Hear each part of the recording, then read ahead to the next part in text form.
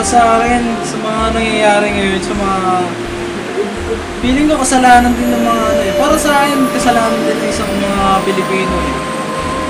Kasi sa mga nangyayari, pinapakailan na nila yung mga kalikasan. Hindi dapat ganun. Pero, baka no? Lahat to purpose lang ni God kasi lahat yan, pinagkakalooban niya yan eh. Pinapahirapan niya lahat ng tao para lumapit tayo sa kanya muli. Kasi sa tuwing nakakaraos tayo sa mga problema, kinakalimutan na natin siya. Binigay niya yung bagyo na yan para lumapit tayo sa kanya, mag-pray tayo. Prayer changing ano eh. Ayun nga, sabi nga daw, pag nag-pray ka daw, mababago lahat. Ayun lang masasabi ko sa lahat siguro. Pray lang. Wala namang binigay si God na pagsubok na hindi natin kaya lampasan. Ano masahe mo sa mga tao mahilig sa teledrama? Sa teledrama. Siguro, nature na siguro ng tao yan eh. na talaga yun eh. Mahilig tayo manood sa mga ganyan, mga teledrama, mga drama-drama, kasi na-apply din ng mga tao yan eh. Alam ba na una, yung tunay na buhay o yung drama? Tunay na buhay, syempre. Ang mga drama, kinukuha lang din sa mga, ano yan, based on true story. Ganon?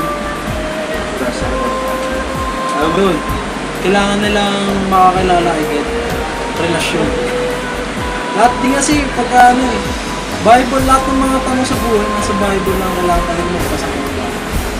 Ano yung sinasabi ng Bible na sinasabi? Masahe mo sa nangyari kalamidad ngayon sa Pilipinas? Hindi ko, kasalanan din ng mga tao yan. Si Monster lang. Ano yan eh?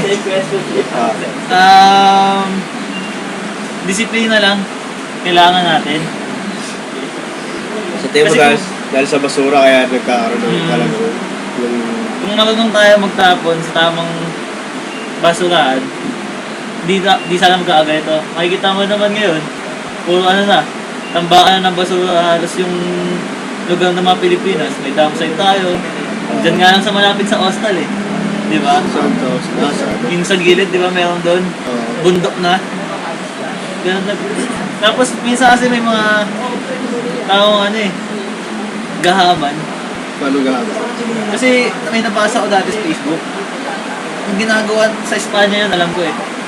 Nakalimutan ko anong bagyo yun. Ang nangyari nun, ano talaga, binabara nila yung mga kanal para bumaha. Pag bumaha, may mga masisirang sasakyan, tutulak nila. Tapos ang gagawin nila, sisingilan nila yung driver. Diba? Parang kumbaga para lang sa pera, gumagawa sila ng mali. Sobra naman sila. Eh, Tumingin sa nag-ano sa'yo, diyan ka tumingin. Oo. May kinalaman ba ang mga politiko sa nangyayari kalamidad ngayon? Wala. Hindi mo rin masasabi na kasalanan ng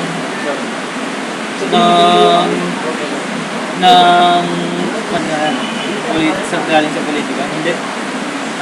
Tingin natin kasalanan ng ano mga bang nag-aato sa mga kanal. MMDA ba? Depende. Yung mga tao. Yung mga tao na ano. Sabi niya, yung mga naglilinis ng mga kanal, na kung kailan may bagyo lang tsaka nag-dedeclogging. Di ba mali yun? Dapat ang araw-araw mong dedeclog yung hindi kung kailan ano. Kung hindi kung kailan may bagyo, tapos bumabahan, tsaka magdedeclog. Parang napaka-leak na masyado. So yung sabihin, kailangan linisin na ngayon. Hindi naman ngayon lang, dapat lagi yan eh. Para hindi maipon dun yung ano, yung mga basura. Tsaka ano, dapat kasi nasa nature na ng tao ano eh, yung pagiging ano, disiplinado, yung magtatapon sa tama. Yung kung bagas wala lang nakakita sa'yo, diyan mo na itatapon, di ba? Ang pangit nun, di ba? Yun. Sa tema ba, hindi masyado yung ginagawa ng mga Pinoy yung ganong klaseng sistema? Kasi may mga tao na iniisip nila na may maglilinis naman na ito eh. Di dito na itatapon. ba? Parang iaasa na lang nila sa iba yung responsibility na dapat sila na yung gagawa. Kasi alam nila, parang iniisip nila, may tagalinis naman ng mga kalye. Hindi sila na lang maglinis. Kung ikaw ngayon ang presidente ng Pilipinas, anong tingin mo magandang gawin para sa ma-resolusyon ng kalamidad na nangyayari ngayon? Although may malakas na ulan, pero kung malinis naman ang kapaligiran natin, siyempre, Hindi pa may iwasan yun. pero may iwasan. Anong solusyon na may bibigay mo sa Pilipinas? Sa mga Pilipino para hindi tayo maapekto ng mga ganang klase? Kasi hindi natin talaga makakayang labanan ng nature. Kumbaga, ayun ang pinaka-worst enemy natin. Diba? Parang, imbes na labanan natin, parang makisama na lang tayo. Kumbaga, dapat lagi tayong ready. Kasi di rin natin masasabi kung paano. Kasi, ibang kalaban natin eh. Kalamidad yun eh. Okay. Sino na? Ano masahe mo sa nangyari kalamidad ngayon sa Pilipinas? Sasabi ko, tiwala eh. Ayun, syempre nagbabago ng panahon ngayon. Syempre dahil din sa kagagawa ng tao. So, yun, na-experience natin yung climate change. At so, basta dapat discipline talaga mga tao ngayon eh.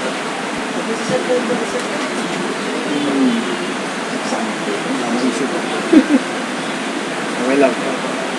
Questions. Questions! Ano ba yun? Kung ikaw yung isang opisyal o isang presidente ng ating nasyon, anong resolusyon ang maaari mo maibahagi sa mga Pinoy upang gawin para hindi tayo makaranas muli ng ganitong klaseng kalamidad? Para sa akin, siguro magsistart ako ng campaign. Siguro kahit small campaign lang. Kunyari, sa isang barangay, magtulong-tulong yung mga tao. So yan, kunyari, lilinisin mo yung mga ilog, ganyan. So dapat, kasi meron dapat silang tamang way. Kasi hindi naman sa syempre marami na tayong informal settlers. So, hindi naman sila ganun ka-educated sa mga nangyayari. So dapat, kailangan, gampanan natin as a government official, gampanan natin yung nararapat para naman alam nila kung ano ang tama sa mali. Bilang isang pinuno, sa tingin mo ba may mga tao pa rin na hindi makikita yung ganyan klaseng proposisyon Siyempre, na hindi makikinig yung ibang tao?